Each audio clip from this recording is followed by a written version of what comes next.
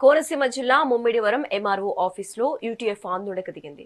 ఉద్యోగ ఉపాధ్యాయ సమస్యలు పరిష్కారానికి ప్రభుత్వం తక్షణ చర్యలు తీసుకోవాలని ఎమ్మెల్సీ గోపీమూర్తి డిమాండ్ చేశారు. ఇక డిమాండ్ల సాధన కోసం నిర్వహించిన ఒకరోజు నిరాహార దీక్షలో గోపీమూర్తి పాల్గొన్నారు. ప్రభుత్వం మారి 2 సంవత్సరాలైనా ఇచ్చిన హామీలు అమలు చేయకుండా కాలయాపన చేస్తున్నారని విమర్శించారు. పీఆర్సీ కమిషన్ కు చైర్మన్ ను వెంటనే నియమించాలన్నారు.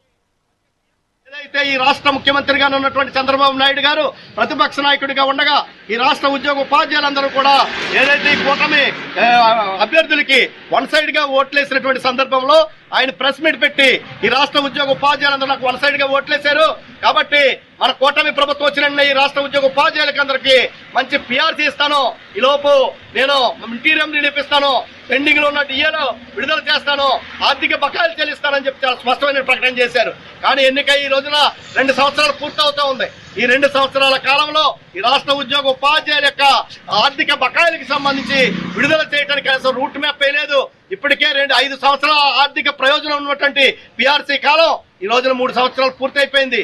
వెంటనే పీఆర్సీ కమిషన్ వేసి ఐఆర్ ప్రకటించాలని, పెండింగ్ లో ఉన్నటువంటి డిఏలు విడుదల చేయాలని చెప్పి, ఏదైతే 35,000 కోట్ల రూపాయలు బాకీ ఉన్నటువంటి సరెండర్ లీవులు కావచ్చు, పిఎఫ్ లోన్లు కావచ్చు, 11వ పీఆర్సీ అరియర్లు కావచ్చు, లేదంటే ఏపీజే లైన్ లోన్లు, మెడికల్ రియంబర్స్మెంట్ కి సంబంధించి ఏదైతే పదవీ విరమణ చేసినటువంటి ఉపాధ్యాయులకి గ్రాడ్యుటీ లేదంటే లీవ్ ఎన్కేస్మెంట్, సరెండర్ లీవులు వెంటనే విడుదల చేయాలని చెప్పి, రెండో వైపు మెమో నెంబర్ 57ని అమలు చేయాలని చెప్పి, ప్రభుత్వ విద్యారంగం అభివృద్ధి కోసం చర్యలు చేపట్టాలని చెప్పి, ఏదైతే రాష్ట్రంలో ఉన్నటువంటి ఉపాధ్యాయులు స్వేచ్ఛగా తరగతి గదిలో బోధన చేసే విధంగా చర్యలు చేపట్టి ఆన్లైన్ పనులు చేయడానికి ప్రతి పాఠశాలలో కంప్యూటర్ ఆపరేటర్ని నియమించాలా, నాన్ టీచింగ్ స్టాఫ్ నియమించాలని చెప్పేసి